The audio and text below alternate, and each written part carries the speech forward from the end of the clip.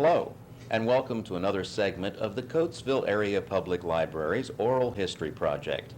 I'm your host, Kirk Witmer, and with me today is someone who has been living in and around the Coatesville area his whole life. Please welcome Ivan S. Morris. Ivan, it's nice to have you with us today. Thank you, Kirk. It's a real pleasure to be here. Ivan, you told me you were born in 1938. Where were you living? What's your earliest childhood memory of a residence? I lived in Salisburyville in my early years. Was born at the old Coatesville Hospital in Valley Township. I don't remember that necessarily, but grew up in Salisburyville. Went to one-room country school in Salisburyville for 3 years, and then the local school district out that way, the Salisbury Township School District, modernized, and then we had to move, and some of us ended up in Pomeroy School.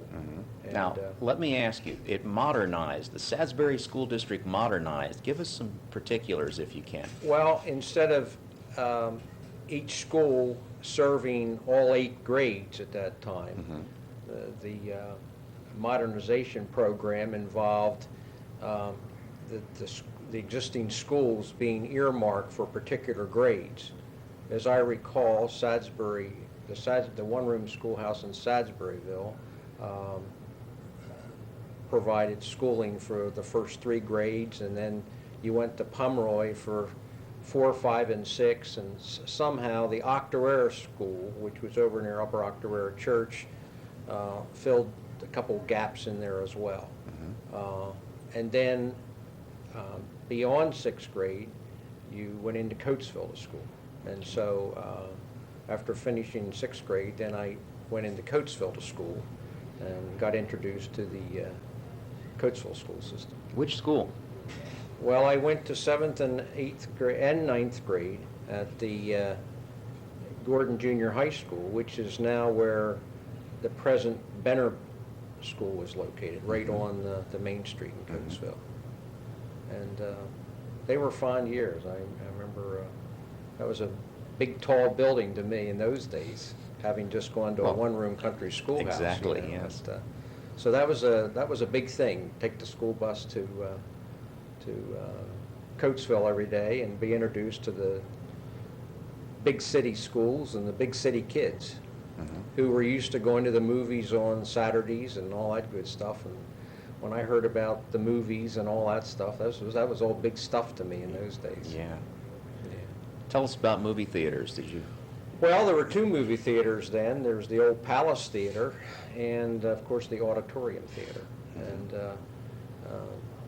I never was allowed to go to the Palace Theater because they were always shoot-'em-up westerns that were shown in that theater, and my mother would never let me go to see movies there.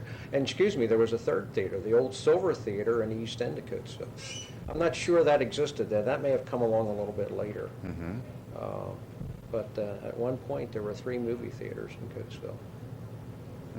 Who were the big movie stars of the day? Can you recall? Well, boy, that's really going back in my memory, but you know, John Wayne, of course, was a fixture. But you know, as a kid, television was just coming out in those days, and Hopalong Cassidy and Frontier Playhouse were 2 of my favorite shows. I was able to sneak a little viewing of westerns on TV, but my mother wouldn't let me go see any of the movies at the Palace Theater that were westerns, but I was able to.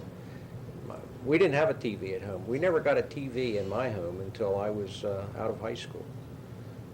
But my grandmother had a TV, and so I'd go over to her house to watch TV. Every once in a while you might catch a western. Right.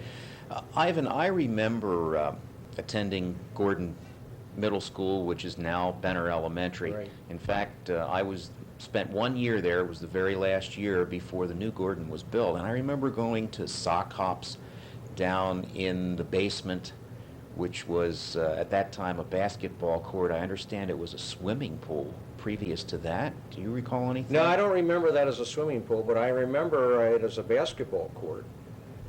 Because I went out for basketball in, I think, 8th grade. I didn't make the team, but I remember going out for basketball and had a very low ceiling, and if you, put up a high arcing shot, chances are it might hit the ceiling. And, yeah, I remember that. It's kind of the old pit, they used to call it. Yeah, very much like. But you're right, went to dances there as well. Mhm. Then you went on to high school at, Scott Senior High School. what was it like there? Well, they were, That was a fairly new school then, was it not? well, I think Scott opened in 1939, Mhm. and I started attending there in 1954, because I graduated from there in 1956. And that was a great school. I have many fond memories of S. Horace Scott Senior High School. Share some of them with us. Well, I got active in school politics in those days, and I became student council president my senior year, and that just opened up a lot of horizons for me in terms of public speaking and being before large audiences, and a lot of that experience helped me later in life in my career. And but Friday night football games and pep assemblies and school plays, and as I said, student council activities, and all those things were great memories, in addition to obviously going to class and trying to learn something. Of course. Miss Hoffman and Max Stuber and Walt Funk and Al Loomis and Gladys Worth, and these are all people that were very instrumental in my development in those years, and they were great teachers. And I have fond memories of Scott Senior High School. Mhm. Ivan, I'd like to back up for just a moment to the early 40s, of course, the war years. You would have been, 10 to 12 years old at that time? Not even that old, No. probably. Are there any particular memories that you want to share with us? Other people have told us about victory gardens and five-pointed stars in the windows of homes around Coatesville. What do you recall about the war years? In the war years, I was only probably 4 or 5 years old at that point, having come into this world in 1938. Two things I remember. Number one, my brother was involved with the Civil Air Patrol, and we used to have blackouts in those days. And the siren would ring, and he would go, put his armband on, and he would go to wherever he had to go with the Civil Air Patrol. And we would all huddle in the basement because the siren signified a possible bombing by the Germans. Mm-hmm. And I remember those very vividly. The other thing I remember is we very often vacationed in Ocean City, New Jersey. And if there was a submarine sighting off the shoreline, they would herd everybody off the beach. And so there are two vivid memories from World War II. And interesting memories. Another one that yes. I can still remember was I was on a hay wagon on my grandmother's farm when the sirens began ringing, signifying the end of World War II. And I remember one of the workmen jumping off the hay wagon and throwing his hat in the air saying, "My son will come home, my son will come home, my son will come home." So that's three things I remember from that era. Very interesting. Ivan, you left high school, and what was in store for you at that time? Well, after high school, I attended Lehigh University in Bethlehem. I couldn't seem to get away from the steel towns, having grown up in the Coatesville area and Lucan Steel, and then, of course, going to Bethlehem, where Lehigh is located. I was surrounded by another large steel company, but they were good years. I was there through the late 50s, attending Lehigh, and it took actually it took a 5-year program in industrial engineering and business. So it didn't take me 5 years to graduate. I just had a 5-year program. Curriculum. 5-year curriculum. Mm-hmm. And after finishing up at Lehigh, I ended up in banking, working for the Philadelphia National Bank, which is now First Union after a couple of mergers, I guess. was there a short while and did a military obligation for a few months, and upon finishing that, I came back to Coatesville and started working at the National Bank of Chester Valley, and beginning on February 1st of 1962, and spent the next 30-some years at that bank and its successors, which I can get into if you want to know all of those names. Well, we certainly will. I would like to point out for our viewers that you are a Coatesville banker as your father was before you. Well, some of my earliest recollections of Coatesville involved the National Bank of Chester Valley, because my dad would take me into work sometimes on Saturday morning. By that time, I don't believe, as I recall, I don't believe the bank was open on Saturdays. For many years when my father worked at that bank, the bank was open on Saturdays, but I'm not sure when they suspended Saturday hours. But he would often go into work on Saturdays, and I would go in with him as a little tyke. And I have fond recollections of those visits, and I used to go around and look in all the teller cages, and each teller cage had a pistol at the window. Additionally, when the bank was open, the janitor sat up in a high spot up in the balcony with a shotgun. And I remember that as a young boy.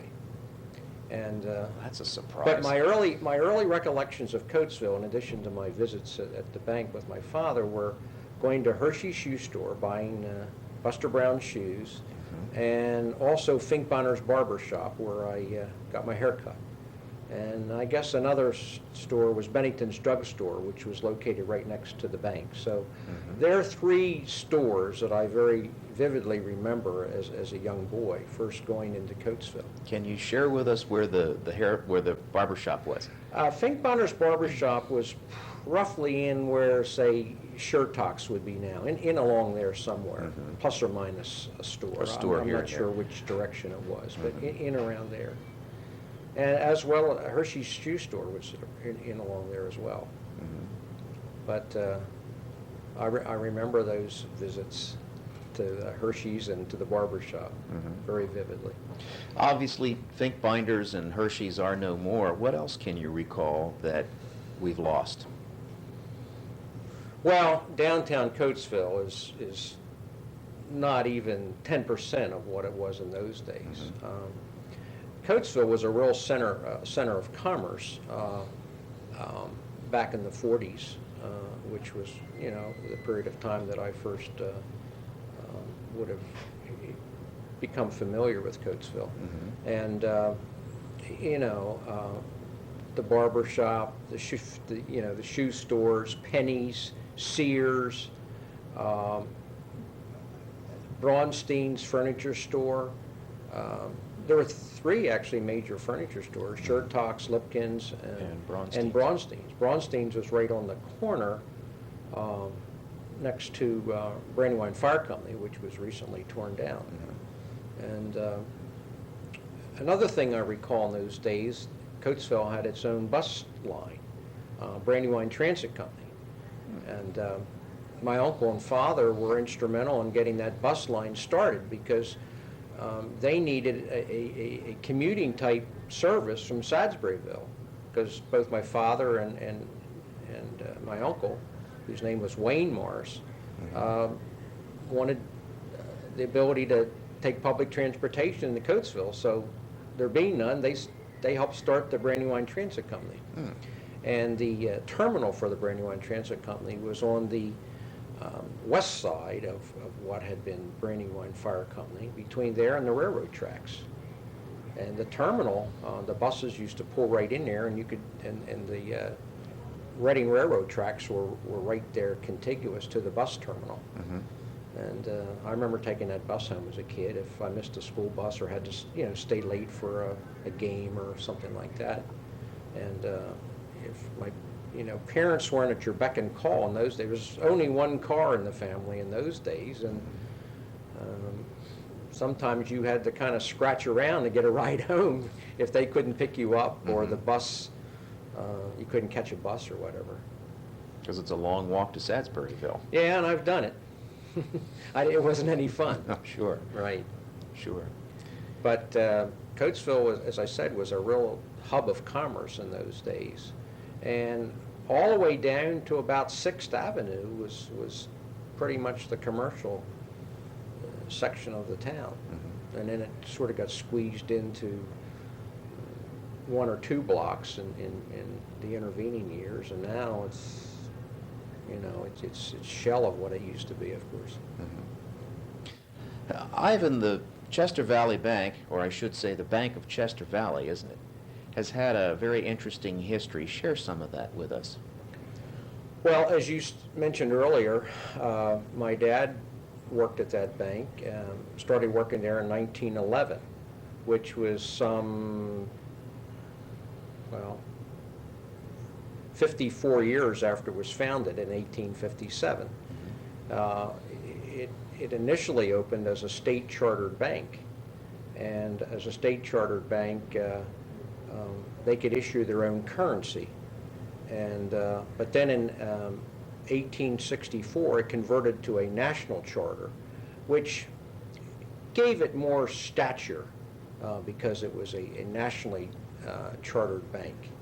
And many banks started out in as state chartered banks, but then the National Banking Act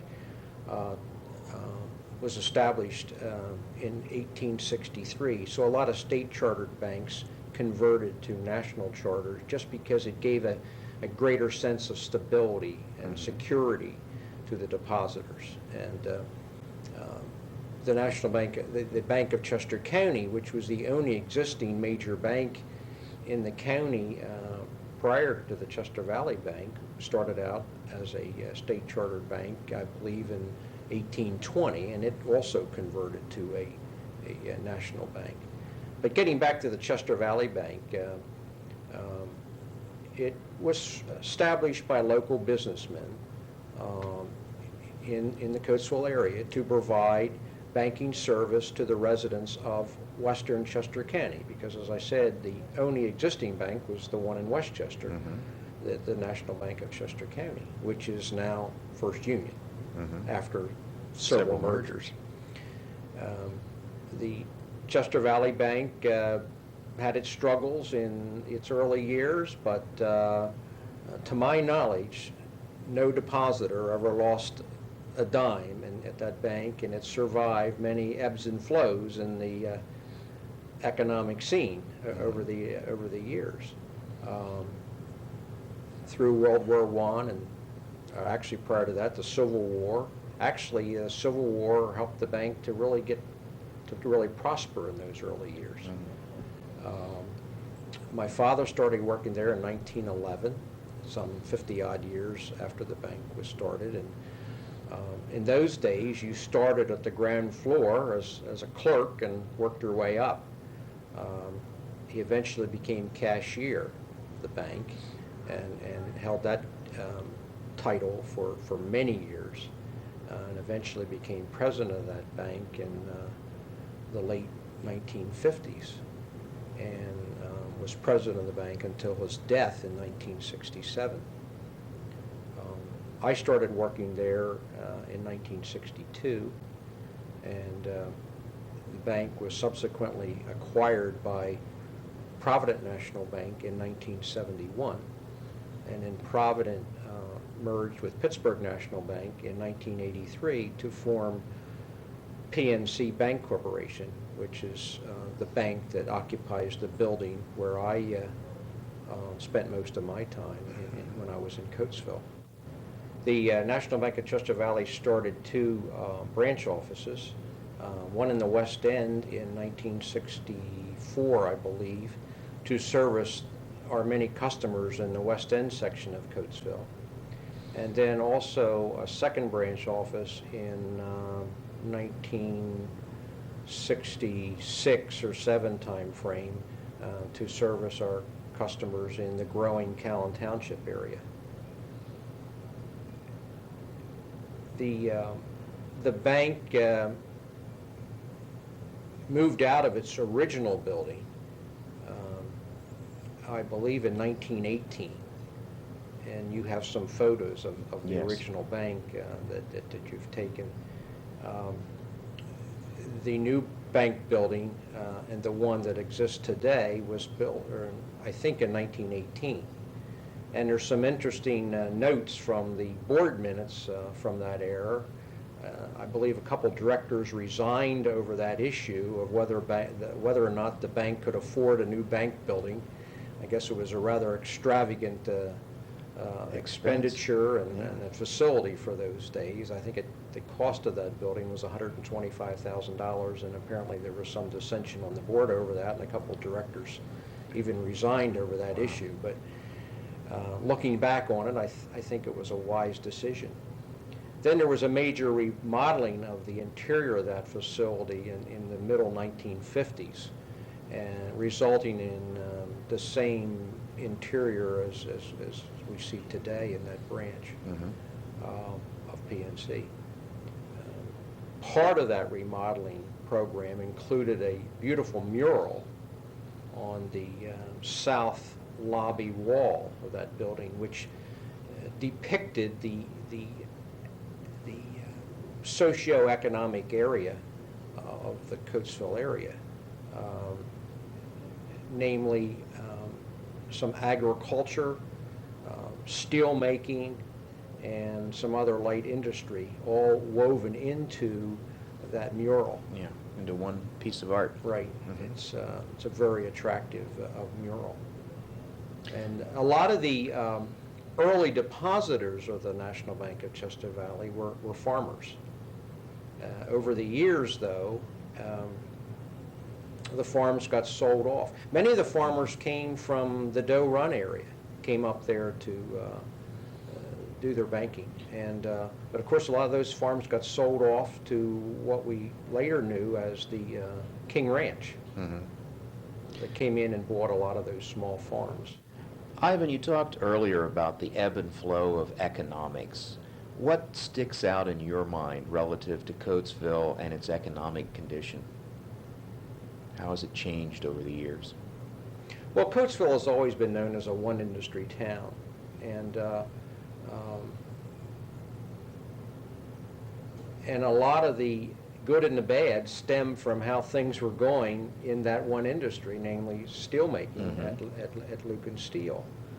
And I remember the effects of their considerable staff downsizing probably 20 years ago, when they went from about 5,000 employees to maybe 3,000 employees. I may be off with those specifics. Would have been about in 1980. Yeah. Mm-hmm. And you know, they tried to become more efficient, and but I remember the pain, you know, that some people had to go through as they sought other career opportunities, both in the area and outside the area. But an awful lot of the